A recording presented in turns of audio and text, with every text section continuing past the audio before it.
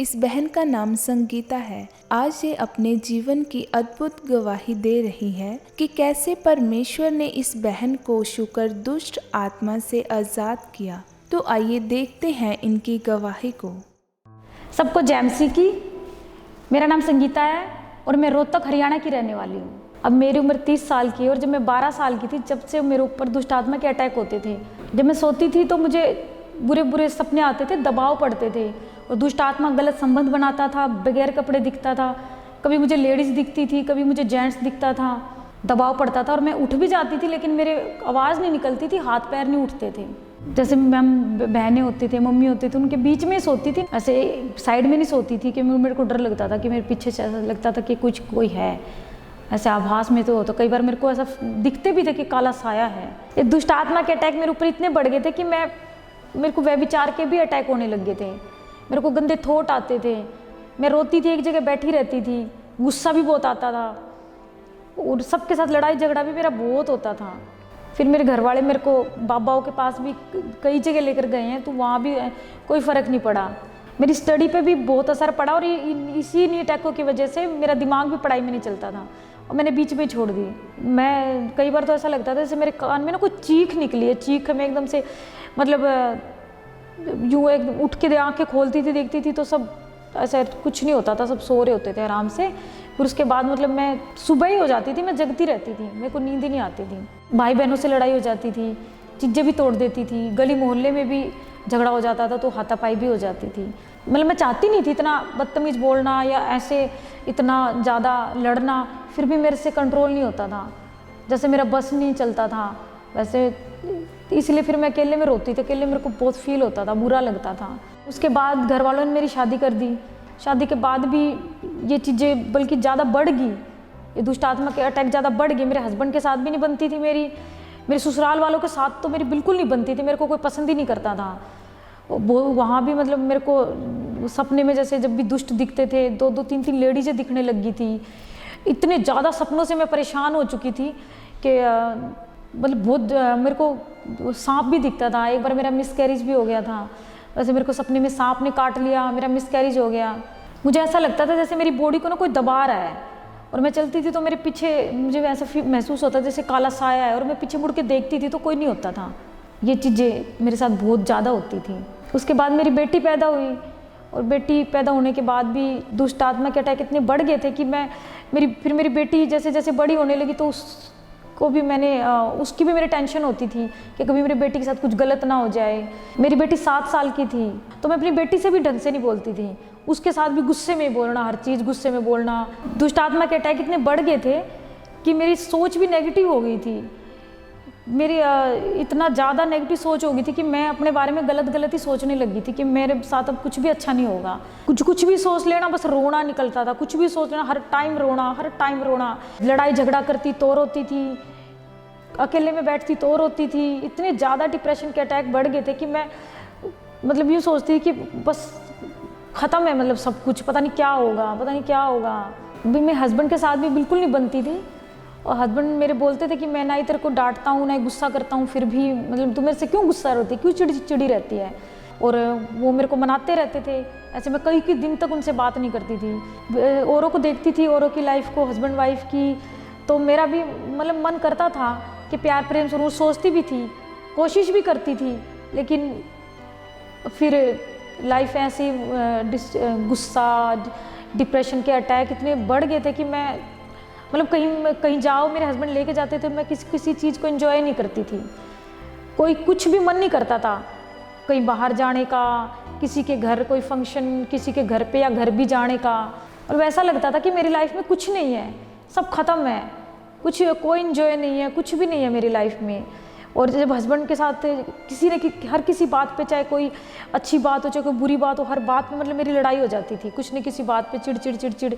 और मेरे हस्बैंड कभी मेरे को गुस्सा भी नहीं करते थे, ज़ोर से बोलते भी नहीं थे, फिर भी मैं हर बात पे उनके साथ लड़ना, गुस्सा करना, ये नहीं करा, छोटी से छोटी बड़ी से बड़ी बात पे, आने जाने की बात पे, हर बात पे मतलब लड़ाई झगड़ा करना और चीज़ें भी तोड़ देना। शादी की फ़ोटो है, मैरिज की फ़ोटो, जब लड़ाई ज़्यादा हो जाती थी और अगर ये थोड़ा सा कुछ बोल देते थे तो मैं इनके फ़ोन में ईंटें मार के मतलब ज़मीन पर रख के मतलब इनके फ़ोन तक तोड़ देती थी अगर ये मेरा फ़ोन नहीं उठाते थे। तो मेरी मैरिज लाइफ पूरी तरह से डिस्टर्ब हो गई थी, इतनी ज़्यादा हो गई थी कि मेरे को मतलब यूँ लगने लग गया था कि मैं मतलब अलग हो जाते हैं हस्बैंड से। इतना कई बार जब मेरे को गुस्सा इतना ज़्यादा चढ़ जाता था तो मैं अकेले में भी ये सोचती थी मैं घर चली जाती हूँ।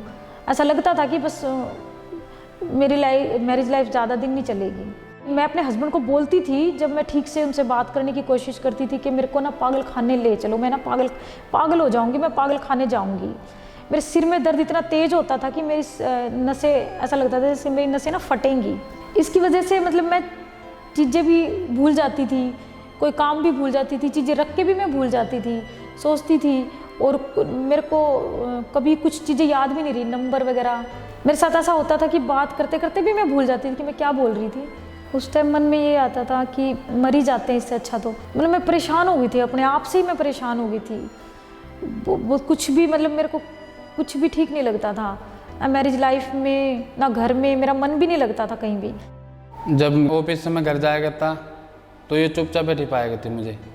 इस समय पूछा करता भाई संगीता क्या हुआ, भाई इतनी चुपचाप क्यों है, तो कुछ नहीं बोला करती, कुछ नहीं कहता। जब भी इसने मेरे साथ लड़ाई करनी है, चाहे किसी भी बात पे, मान लो चाहे मैं ऑफिस से लेट आया या मैं कोई सामान नहीं लेकर आया, तो इसने लड़ाई करनी है और तोड़ फोड़। जैसे मैं अब चेयर पे बैठा हूँ तो ये जा बैठा दी ना तो वहीं बैठी ही रहेगी, ना ये किसी से बोलती थी ना कुछ मांगती थी खाने पीने के लिए। तो मतलब इंसान जो पागल नहीं हो जाता उससे ज़्यादा और ज़्यादा डिप्रेशन में चला जाता। ये अपने आप को यूँ सोचती रहती थी कि मैं कब ख़त्म होंगी, मतलब बचने की जो एक जीवन की इच्छा होती है ना इंसान के बचने की, वो उसने छोड़ दी थी। मेरे को कई बार ऐसा लगता था कि अब सब ठीक है, बहुत शांति फील होती थी, बहुत अच्छा फील होता था कि सब ठीक है। थोड़ी देर बाद फिर वैसा ही हो जाता था। मेरी बड़ी सिस्टर प्रभु में आ गई थी, उसने बताया तू ना भी प्रभु में आ जा, भी प्रभु में आएगी तो सब ठीक हो जाएगा। पहली बार जब खामरा चर्च में आई तो मेरे को बहुत अच्छा लगा, बहुत मेरे को शांति फील हुई। जब मैं गवाहियों को सुनती थी तो मुझे बहुत अच्छा लगता था, मेरा और विश्वास बढ़ता था। फिर मैंने ऑनलाइन ले हैंड का फार्म भरवाया। 26 सितंबर 2021 को मेरी ले हैंड हुई। जैसे परमेश्वर के दास ने मेरे सिर पर हाथ रखा और मुझे ज़ोर से झटका आया, उन्होंने फिर मेरे लिए भविष्यवाणी की कि ये डिप्रेशन का दुष्ट आत्मा मुझे छोड़कर जा रहा है और मैं सदा के लिए फ्री हूँ।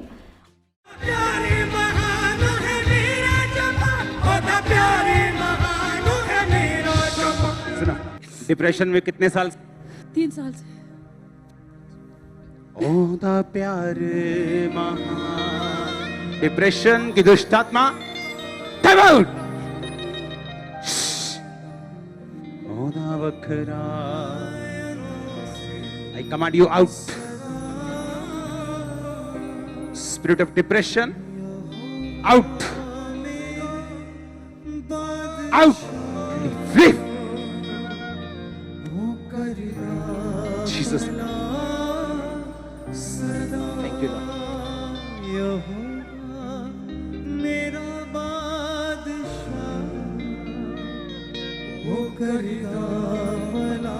डिप्रेशन का दुष्ट आत्मा तेरे को छोड़ के जा रहा है, अभी छोड़ के जा रहा है।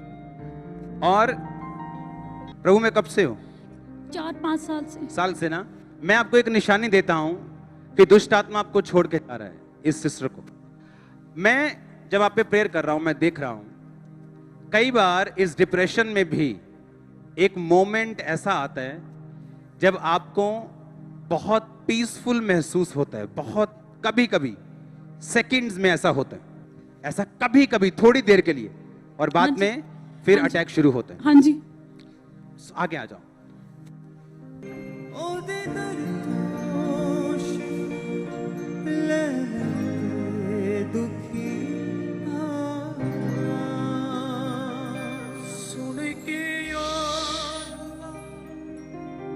डिप्रेशन का आत्मा सदा के लिए out. B free and free for ever. सदा के लिए आजाद हो तुम, इन जीसस नेम। आमीन। ऊंचा और आशीष आपके। आमीन। उस दिन के बाद से मैं बिल्कुल फ्री हूँ, मैं बहुत अच्छा फील कर रही हूँ। जब परमेश्वर के दास ने मुझे बोला तो मैंने विश्वास किया और उसी टाइम पवित्र आत्मा ने मुझे छुआ और मैं नीचे गिर गई। उसके बाद जब मैं उठी तो मुझे बहुत हल्का फील हो रहा था, बहुत अच्छा लग रहा था। उसी दिन से मैं पूरी तरह आज़ाद हूँ, ना ही मुझे डिप्रेशन के अटैक होते हैं, ना ही मुझे कोई टेंशन होती है, ना ही मैं कोई अपने हस्बैंड से लड़ाई झगड़ा करती हूँ, ना ही मुझे बेटी की कोई ऐसी टेंशन होती है। मुझे अंदर से भी बहुत शांति, बहुत अच्छा फील होता है और मेरे हस्बैंड के साथ भी मैं बहुत अच्छे से रहती हूँ। मैं खुद ये फील करती हूँ मेरी बेटी पे मेरे को बिल्कुल गुस्सा नहीं आता, मैं अपनी बेटी से बातें भी करती हूँ। अब मैं अपने फैमिली में, अपने परिवार में आनंदित हूँ, बहुत खुश हूँ, बहुत अच्छा लगता है मुझे। अब जो बहनें, जो भाई बहन अभी भी जो डिप्रेशन में, मैं उनसे यही कहना चाहती हूँ कि प्रभु में खड़े और अड़े रहो, विश्वास करो। परमेश्वर अपने बच्चों को कभी अकेला नहीं छोड़ता। जैसे परमेश्वर ने अपने दास के द्वारा मुझे छू कर छुटकारा दिया है, वैसे वो आपको भी देगा।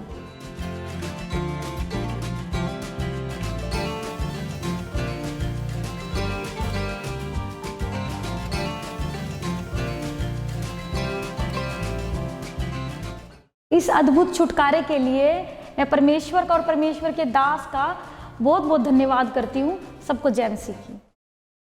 परमेश्वर के दास के द्वारा टीचिंग्स को सुनने के लिए, अनाउंसमेंट्स और अपडेट्स को जानने के लिए आप हमारे YouTube चैनल को सब्सक्राइब करें और साथ में बेल आइकन को दबाएं ताकि जब भी कोई नई अपडेट हो तो आप सबसे पहले जान सकें।